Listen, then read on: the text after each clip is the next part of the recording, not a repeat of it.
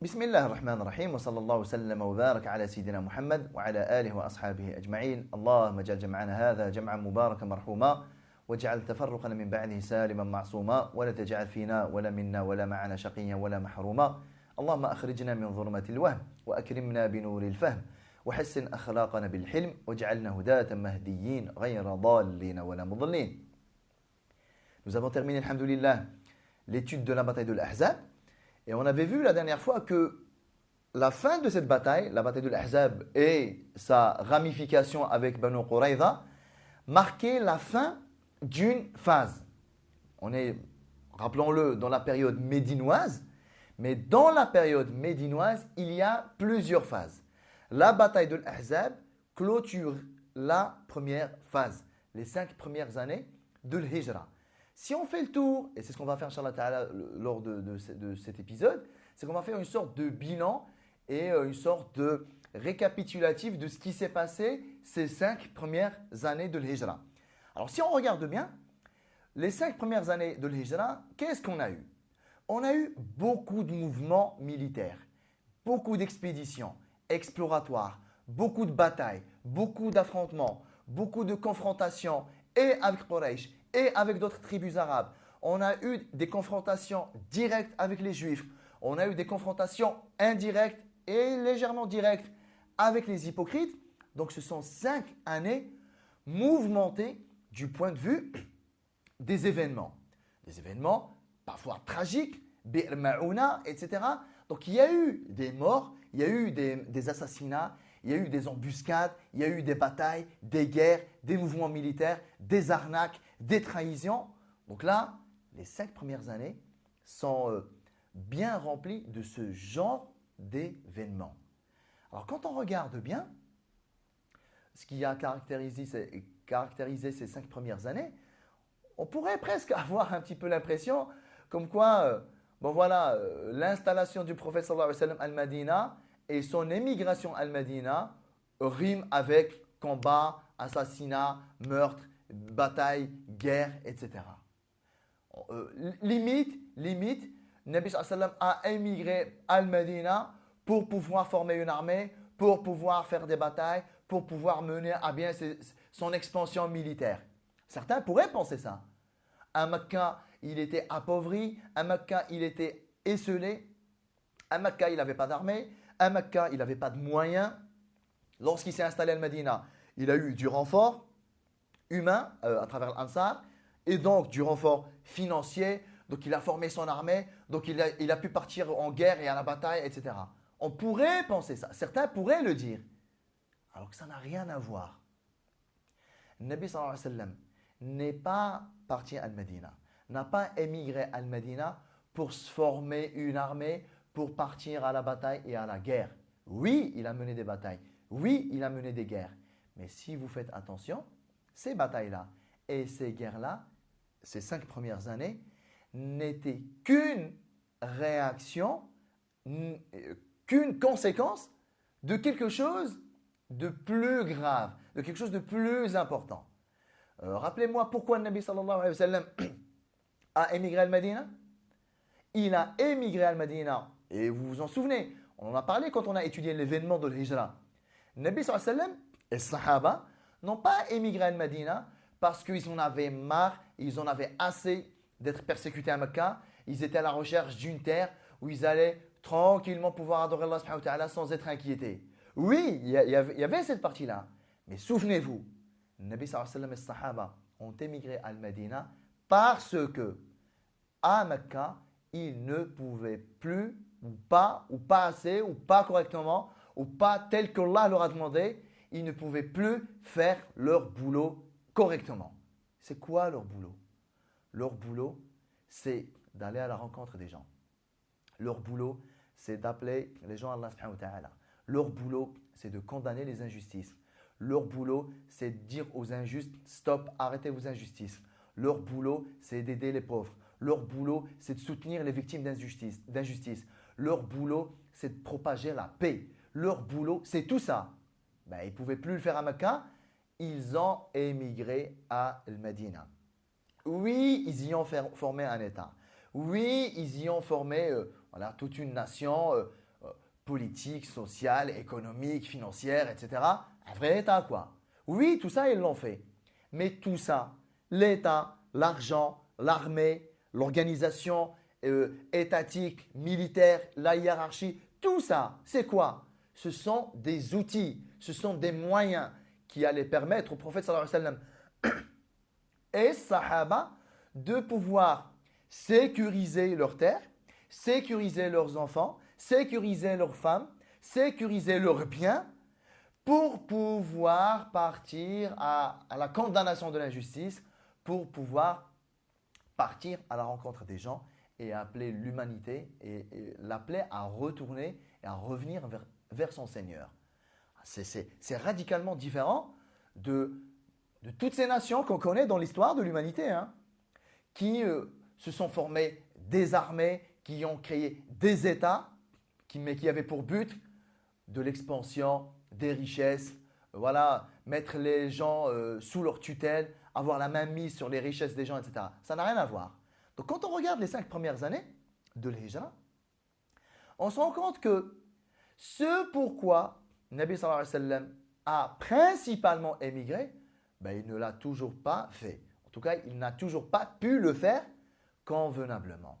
Oui, il y a eu des petits mouvements de da'wah par-ci, par-là, notamment qui se sont transformés en tragédie.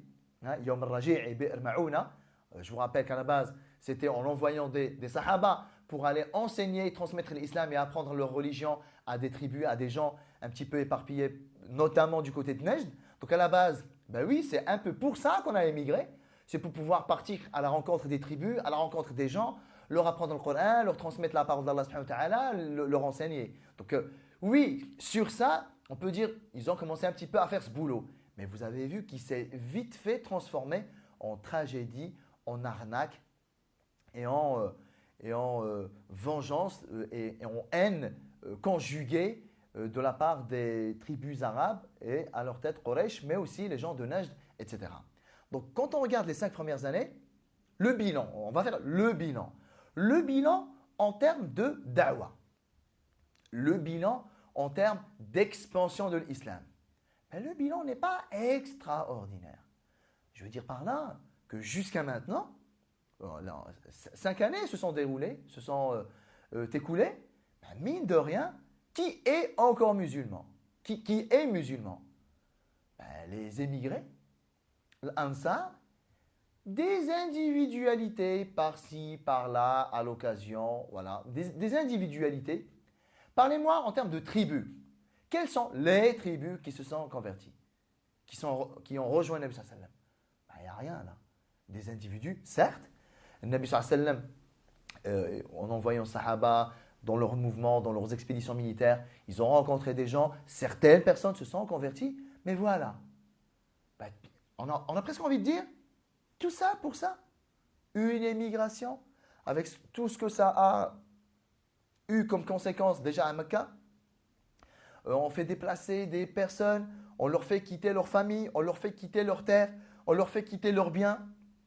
On arrive à Medina, on doit nous embrouiller, on doit gérer les juifs, on doit gérer les hypocrites. On a dû faire plusieurs batailles, plusieurs guerres, on a eu plein de morts. Les hypocrites, on ne sait pas où donner de la tête avec eux. On se fait arnaquer par Banu Qaynuqa, par Banu Nadir, par Banu Qurayza. On a perdu beaucoup d'hommes lors de la bataille de Uhud. On a perdu beaucoup d'hommes dans les 2 tragédies de Bi'r Ma'ouna et Yom al-Raji'. Tout ce sang qui a coulé et toutes ces galères-là et toutes ces difficultés-là pour qu'au bout de 5 ans, il n'y ait pas une tribu qui rejoigne l'islam, on pourrait dire, ouais, mais le bilan est négatif de ce point de vue. Mais en fait, on va avoir du recul et on va observer ces 5 années-là sous un autre angle, avec un autre regard. Le Nabi sallallahu alayhi wa sallam, et bien sûr, bien évidemment, c'est Allah subhanahu wa ta'ala qui a décrété la manière dont les événements se sont suivis les uns les autres.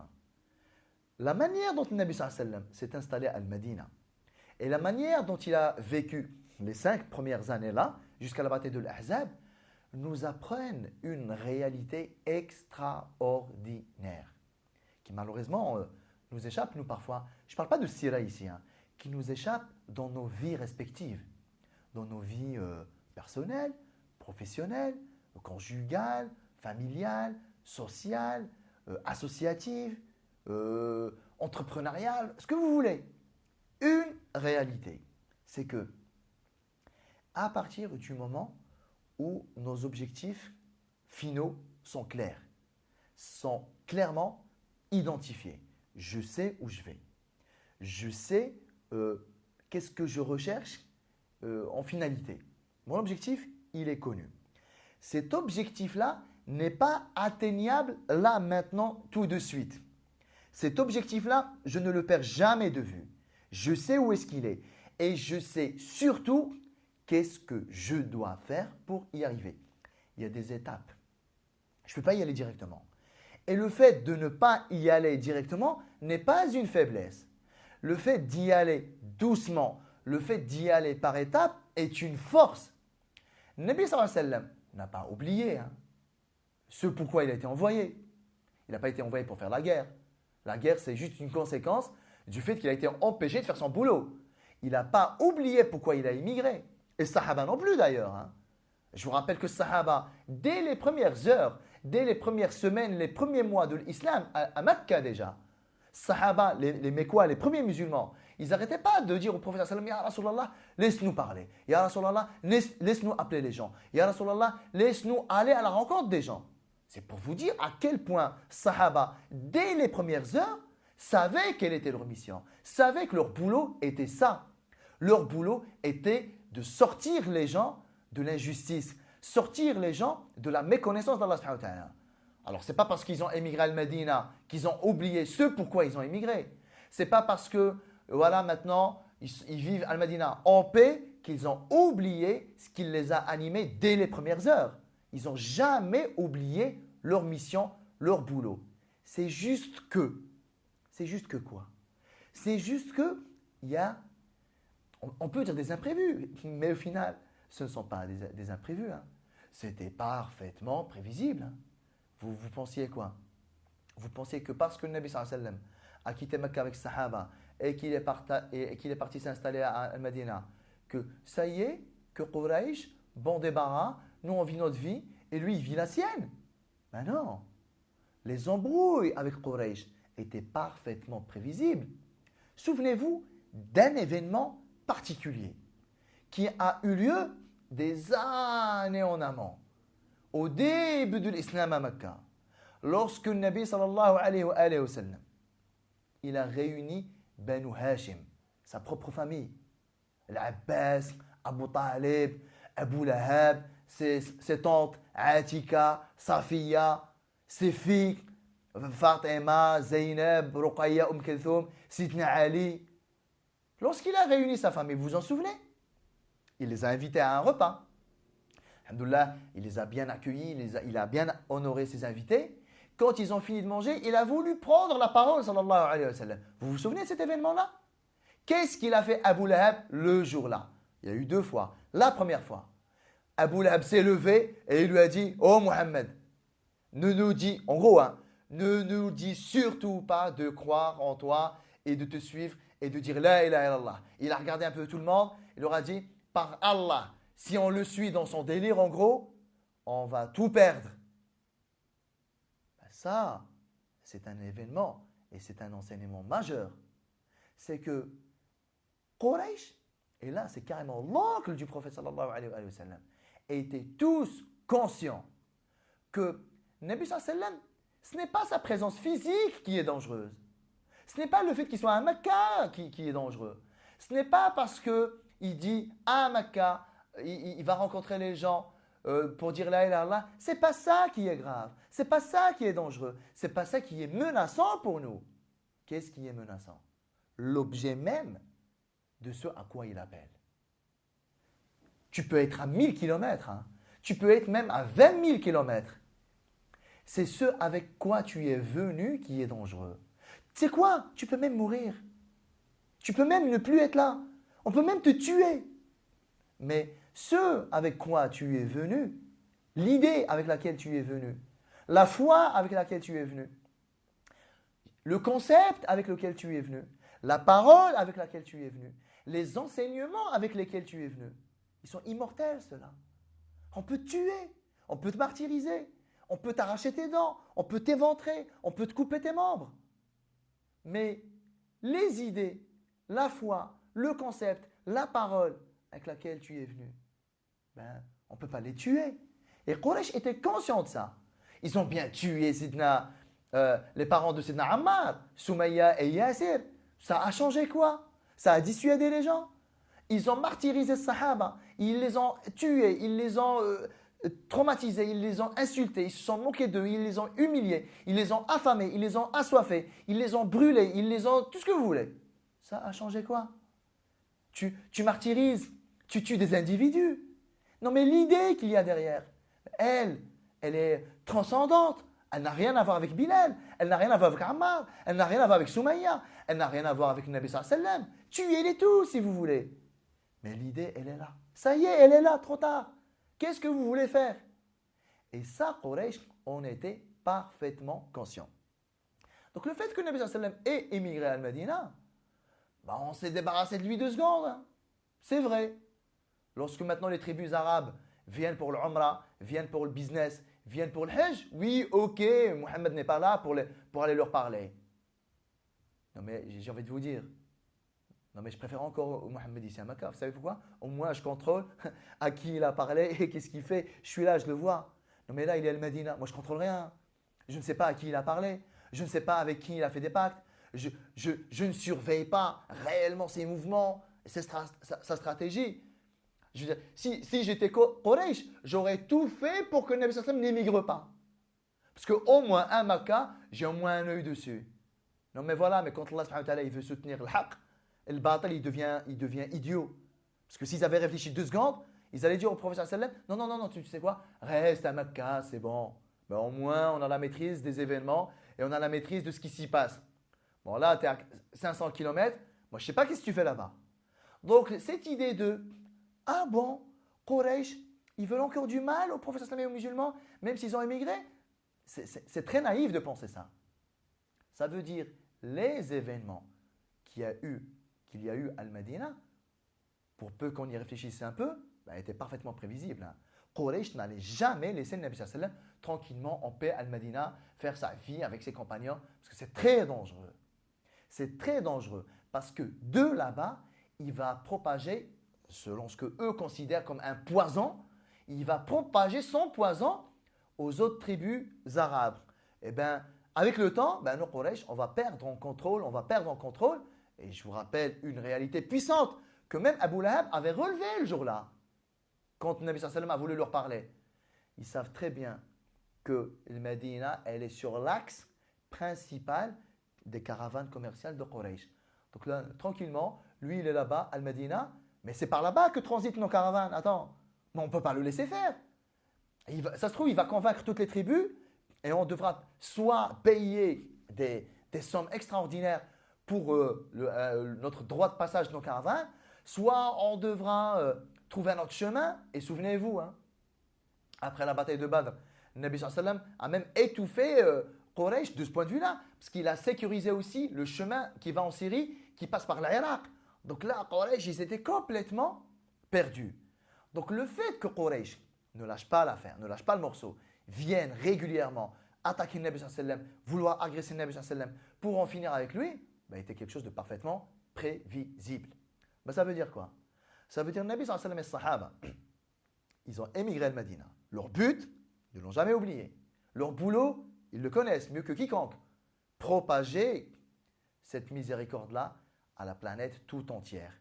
Mais comme on n'est pas des enfants, et comme, c'est bon, on réfléchit un minimum, et comme on sait que notre installation à Al-Madina ne va pas faire que des heureux, elle va même faire des haineux, elle va faire des rageux, elle va faire des sans-pitié, l'objectif, on ne l'a jamais oublié, mais on est quand même concret. Ça veut dire on va tenir compte des événements qui vont se présenter. Je dis bien qu'ils vont se présenter et pas des événements qui risquent éventuellement de se présenter. Si, on sait qu'ils vont se présenter. Et ça n'a pas loupé. Quraysh,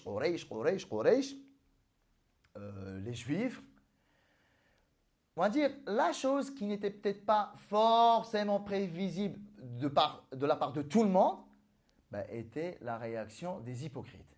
Même si même elle, on aurait pu la prévoir et l'anticiper en disant que ce n'est pas possible que voilà, la nature humaine, elle est ainsi faite. Il y a des gens convaincus dans le bien ou dans le mal. Il y a toujours des gens, c'est des ni oui ni non. On est là, on regarde en ce moment, la tendance, elle est à qui? Voilà. La répartition humaine, c'est celle-ci. Qu'on le veuille ou non, Allah subhanahu wa ta'ala a voulu que des gens soient vraiment fermes, francs, dans le bien ou dans le mal, mais il a voulu qu'il y ait des personnes un petit peu, voilà, des girouettes. Donc tous ces événements-là qu'il y a eu lors des 5 premières années ne nous ont pas fait oublier les objectifs finaux. C'est juste que Nabi sallallahu alayhi wa sallam nous apprend quoi là? Nous apprend à, tout en n'oubliant pas les objectifs finaux, bien travailler les étapes intermédiaires. C'est illusoire de croire que on va y aller directement et ça va se passer super bien, alhamdoulilah, Allah subhanahu wa ta'ala est avec nous. Non, non, non, non, ça ne marche pas comme ça. Alors ça marche comment? Ça marche avec du terre à terre, c'est du concret. Le concret, c'est que Quraysh, c'est quand même une sacrée épine dans nos pieds. Le concret, c'est que bon, les Juifs, historiquement, on sait comment ils sont. Allah subhanahu wa ta'ala nous a parlé de leur récit. On sait qu'est-ce qu'ils ont fait avec Sidna Moussa alayhi salam. On sait qu'est-ce qu'ils sont devenus après lui. On sait qu'est-ce qu'ils ont fait aux prophètes. Hein. Subhanallah. On sait qu'est-ce qu'ils ont fait aux prophètes qui ont été envoyés à eux. Hein. Des prophètes de chez eux. Des prophètes de leur famille. Des prophètes juifs comme eux. On sait qu'est-ce qu'ils ont fait à leurs prophètes. Certains les ont traités de menteurs. Certains les ont chassés. Certains les ont même tués. Donc, pour peu qu'on ait un petit peu une vue sur l'histoire humaine et qu'est-ce qui s'est passé avant, on ne peut pas se dire « Ouais, alhamdoulilah, aujourd'hui, les Juifs sont nos alliés à Al-Madina, super, ça se passe super bien, génial, c'est bon, on ferme les yeux. » On ne peut pas se le dire. Tant qu'il n'y a rien de leur part, bah ok, ça reste quand même nos alliés à Al-Madina et nos concitoyens tranquilles, mais ça ne veut pas dire qu'on va fermer les yeux. Hein. L'histoire nous a montré qu'on ne peut pas fermer les yeux, justement. Donc, le Nabi sallallahu alayhi wa sallam, il nous apprend à la vigilance maximale. Il nous apprend à gérer les événements lorsqu'ils se présentent, voire les anticiper, voire aller toujours au-delà des événements pour sécuriser. Parce que vos objectifs finaux, vous ne pouvez pas les atteindre si vous avez des bâtons dans les roues. Alors, vous pouvez toujours leur courir derrière à vos objectifs. Mais vous allez toujours être retardé par les 15 000 petits événements qui vont venir au quotidien, tout le temps. Et au final, vous allez perdre votre temps à ni poursuivre vos objectifs finaux, ni à vous débarrasser concrètement des épines régulières. Et au final, vous n'allez gagner ni l'un ni l'autre. Le Nabi sallallahu alayhi wa sallam apprenait cette stratégie-là. Je vais, on va dire, clouer et classer définitivement l'histoire avec Quraysh, principalement. Et un des objectifs intermédiaires, qui n'est pas le final, hein, un des objectifs intermédiaires, c'est que Makkah devienne musulmane. Parce que on est d'accord, si Quraysh se convertissent, voilà, on est débarrassé d'un grand truc. Ça ne veut pas dire qu'on a terminé. Hein. Il y aura toujours des événements, il y aura toujours des obstacles. Il y aura toujours des ennemis. Mais, les ennemis changent, les époques changent, les enjeux changent, mais ce n'est pas grave. C'est ainsi qu'est on va dire la loi d'Allah subhanahu wa ta'ala. Sunnatullah dans le combat entre la vérité et le faux, entre le bien et le mal, c'est celle-là. On ne peut pas rester à un moment donné, on s'est débarrassé définitivement du mal. Ça n'existe pas. Tout comme le mal ne peut pas dire on s'est débarrassé définitivement du bien. Ça s'appelle sa'a, ça s'appelle le qiyam. Hein. C'est bon, il n'y a plus rien, on y va. Mais tant que Allah subhanahu wa ta'ala n'a pas encore décrété le qiyam, le combat entre le bien et le mal, il est toujours présent. Donc c'est toujours des phases. Donc le combat change, les ennemis changent, les facettes changent, les formes changent, les époques changent, mais le fond du problème est toujours le même. le combat entre la justice et l'injustice, entre le bien et le mal, entre le faux et le vrai, quoi. Donc le Nabi sallallahu alayhi wa sallam, en se débarrassant de Quraysh, il ne s'est pas débarrassé du mal à 100%. Et non, il y a encore des choses qui vont venir. Mais on est d'accord, Quraysh, c'est quand même une grosse épine. Si je m'en débarrasse, je pourrais mieux faire mon boulot et c'est pas grave. Il y aura d'autres ennemis, d'autres événements. Ben on les appréhendera, Inch'Allah Ta'ala, quand ces événements-là arriveront. Alors, qu'est-ce qu'il nous apprend, sallallahu alayhi wa sallam, à travers ces 5 premières années? Que ça ne sert à rien de courir, que ça ne sert à rien de faire les rapides, que ça ne sert à rien de vouloir atteindre ses objectifs là, maintenant, tout de suite, le plus rapidement possible. Comme il dit le Nabi sallallahu alayhi wa sallam, le fait de se hâter, le fait de vouloir faire les choses le plus rapidement possible, ça provient de Iblis. Le fait de vouloir tout faire là, maintenant, tout de suite, le plus rapidement possible, non, non, non, non, non. Ça vient de Iblis. La sérénité, on va dire la planification sur le long terme, doucement, on fait les choses de façon construite, réfléchie, bien posée, ça provient d'Allah subhanahu wa ta'ala. Et c'est vrai dans tous les domaines de la vie. Hein. Bon, là, c'est vrai pour un domaine qui est noble, qui est da'wa ilallah, qui est le fait d'appeler l'humanité à Allah subhanahu wa ta'ala et de répandre la justice. Mais c'est valable pour un projet de mariage, c'est valable pour un projet professionnel, c'est valable pour un projet d'études, d'installation, un projet familial, un projet associatif. C'est valable pour tout ça. On y va doucement. Et parfois, subhanallah, quand on fait un petit peu pause et on fait un petit peu stand-by dans ces projets, ça peut être interprété par notre entourage, par nos conjoints, par nos enfants, par nos familles, par nos amis. Ça peut être interprété par « Ouais, ben, qu'est-ce qui se passe? Je vois que tu as abandonné le projet là. Je vois que tu fais plus si. Je vois que tu as arrêté de faire ça. » Les gens peut-être ne comprennent pas que certaines pauses sont nécessaires. Certains, on va dire, certains arrêts peuvent ne pas être définitifs. C'est juste qu'on s'est arrêté le temps de régler ci, ça et ça.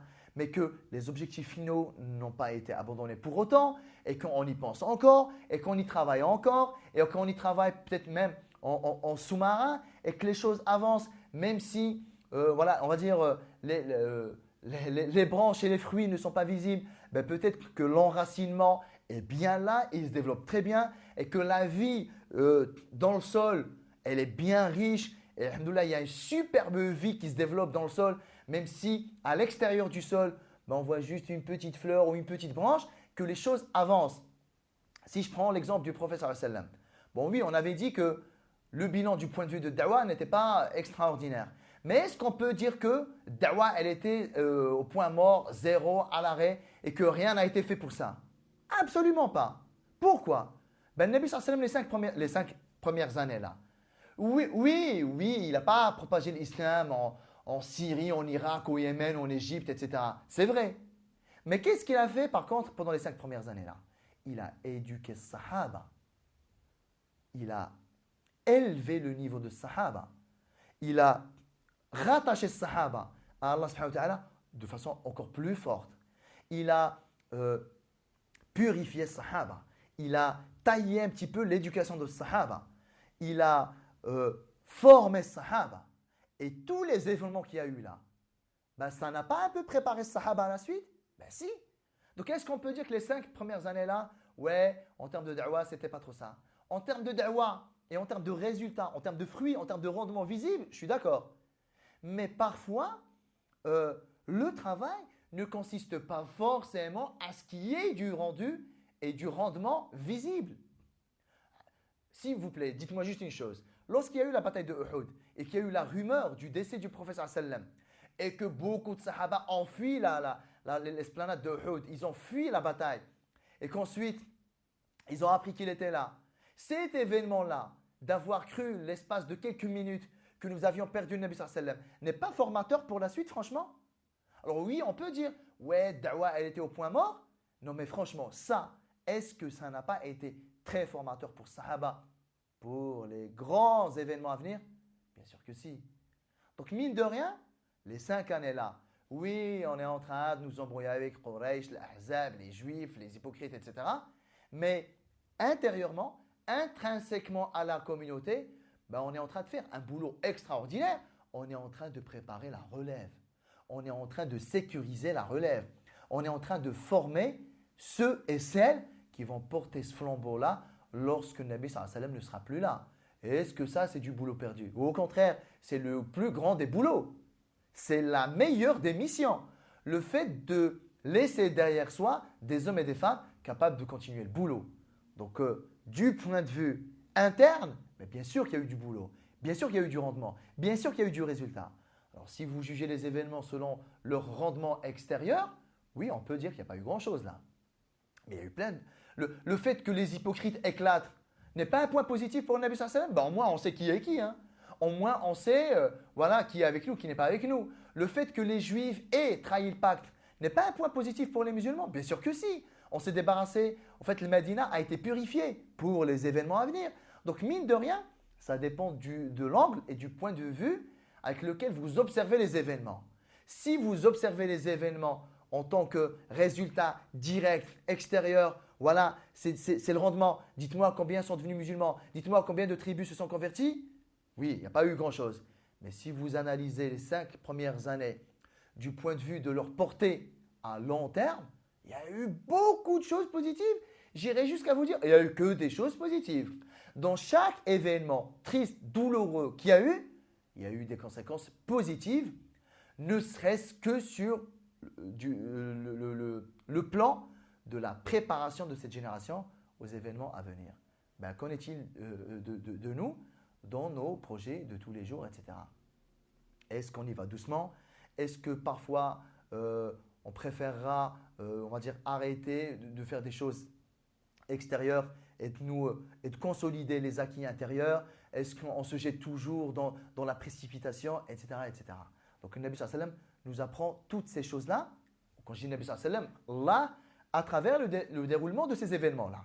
Donc les 5 premières années, il y a eu beaucoup d'événements, mais ça ne doit pas nous faire oublier les objectifs réels du prophète sallallahu alayhi wa sallam, à savoir propager la justice auprès de l'humanité tout entière. Cet objectif-là, lui-même, passe par des objectifs intermédiaires, dont l'un principalement est le fait que Quraysh devienne musulman. Et le fait que Quraysh devienne musulman, ben, ça va un petit peu nous aider à nous projeter dans un événement qui va venir très rapidement, qui est la conquête de Mecca. Mais la conquête de Mecca en elle-même est un objectif qui, lui aussi, a des sous-objectifs intermédiaires. Donc là, on est à l'année 5. Le bilan de ces 5 premières années, des événements tristes, oui. Des événements douloureux, oui. Des événements qui ont eu des conséquences positives sur le Nabi sallallahu alayhi wa sallam, sur Sahaba également. Y aller par étapes, oui. Gérer les événements qui se présentent, leur donner leur temps pour bien les gérer sans oublier les objectifs terminaux. C'est un peu comme ça qu'on devrait réagir dans notre vie de tous les jours. Pour clôturer un petit peu ça, je vais juste vous raconter une anecdote. Une fois, une sœur qui avait dépassé la trentaine, une sœur qu'on connaît et qui n'était pas mariée. Et lorsque voilà, elle parlait de mariage avec des sœurs, elle parlait de mariage avec son entourage, on lui disait « Ouais, mais tu sais, bon, tu es célibataire, tu veux te marier, c'est vrai, on peut comprendre, mais tu sais, le mariage, c'est aussi une épreuve. » La sœur là, elle a répondu en disant « Le mariage est une épreuve, certes. Le célibat est aussi éprouvant. Je suis désolé, j'ai déjà été éprouvé par le célibat. Laissez-moi essayer une autre sorte d'épreuve. » Oui, le célibat est éprouvant, mais la vie est faite de ça. La vie est faite d'épreuves. D'épreuve en épreuve. D'épreuve en épreuve. J'ai connu l'épreuve du célibat. Laissez-moi maintenant connaître l'épreuve du mariage. J'ai connu l'épreuve du mariage, laissez-moi connaître l'épreuve de la parentalité. Et c'est un petit peu ce que le Nabi sallallahu alayhi wa sallam est en train de nous apprendre ici. À Mecca, on connaissait l'épreuve de ne pas pouvoir pratiquer sa religion tranquillement. On connaissait l'épreuve de la persécution. Ben, laissez-nous goûter à d'autres épreuves, s'il vous plaît. L'épreuve de quitter sa terre, l'épreuve de quitter sa famille, l'épreuve de quitter ses biens. Donc, on a goûté une nouvelle épreuve. Alhamdoulilah, on s'est installé à Al-Madina, donc super génial. Ben, tu sais quoi? Laissez-nous maintenant goûter une nouvelle épreuve. L'épreuve de la mort, l'épreuve de la guerre. On ne connaissait pas, nous, à Mecca, ça. Mais maintenant qu'on a goûté l'épreuve de la mort, l'épreuve de la guerre, l'épreuve d'affronter la mort et de partir le matin et de ne pas savoir si tu vas revenir l'après-midi, ben, Sahaba y ont goûté. Nabi sallam a goûté à ça, ce qui est très éprouvant. Ben, maintenant que Sahaba ont goûté à ça, ben, Allah subhanahu wa ta'ala est en train de leur réserver d'autres choses. Au dernier épisode, on avait dit que à partir de là, c'est bon. Quraysh n'allait plus attaquer les musulmans, c'est les musulmans qui allaient prendre les devants. Est-ce que ça veut dire que ça y est, c'est fini les épreuves? Ben non, ça veut juste dire que nous allons passer d'une phase où l'épreuve consistait à se faire attaquer et défendre à une phase où l'épreuve consiste à faire face à de nouveaux obstacles, d'une nouvelle nature. Et on ne sait pas c'est quoi le pire. Est-ce que c'est la guerre la pire? Est-ce que c'est dunya la pire? Est-ce que c'est l'orgueil le pire? Est-ce que c'est l'autosatisfaction la pire? Est-ce que le fait d'être trompé et tomber dans l'illusion d'avoir, alhamdoulilah, fini son boulot et de se faire avoir? C'est quoi le pire? Mais on ne sait pas en fait. À chaque phase, son lot d'épreuves et personne ne peut dire « Ah ben moi je préfère les épreuves là plutôt que les épreuves là ». Ce sont des phases par lesquelles on est tous obligés de passer. La meilleure des réactions, c'est quoi? C'est à chaque phase, son lot d'épreuves. Et donc, chaque phase nécessite de ma part un type de réaction. Soit je réagis tel qu'Allah voulait que je réagisse à cette épreuve-là, soit je vais me faire avoir et je serai passé à côté de mon épreuve. Alors, pour résumer le truc là, c'est quoi? La vie du prophète sallam, que nous sommes en train d'étudier depuis des années maintenant, n'est pas autre chose que votre vie à vous, que ma vie à moi. Depuis que nous sommes nés, c'est juste une succession d'épreuves. Les épreuves ne se sont jamais arrêtées. Je vous renvoie à deux vidéos qu'on avait faites il y a quelques années sur les épreuves. Ça ne s'arrête donc jamais. Ben oui, ça ne s'arrête donc jamais. Ça ne s'arrête vraiment jamais. Même si la nature change, le fond qui est le fait d'éprouver le croyant pour voir comment on va réagir, pour éprouver sa foi, éprouver sa ténacité, éprouver sa fermeté, éprouver sa constance, ça ne s'arrête jamais. Donc aujourd'hui, je voulais faire un petit peu le bilan de ces 5 premières années et on entame la deuxième phase de la période médinoise qui commence par des petites envies du prophète sallallahu alayhi wa sallam de faire un petit tour à Mecca. Il n'est pas encore question de conquête de Mecca, il n'est pas encore question que Quraysh devienne musulman, mais voilà, le Nabi sallallahu alayhi wa sallam commence à avoir des petites vues sur Mecca. Et donc, il a une petite idée dont on va parler, Inch'Allah Ta'ala, la semaine prochaine. Wallahu Ta'ala a'lam. Wa sallallahu sallam wa barak ala Sayyidina Muhammad wa ala alihi wa ashabihi ajma'in. Je vous retrouve la semaine prochaine. Wassalamu alaikum wa rahmatullahi ta'ala wa barakatuh.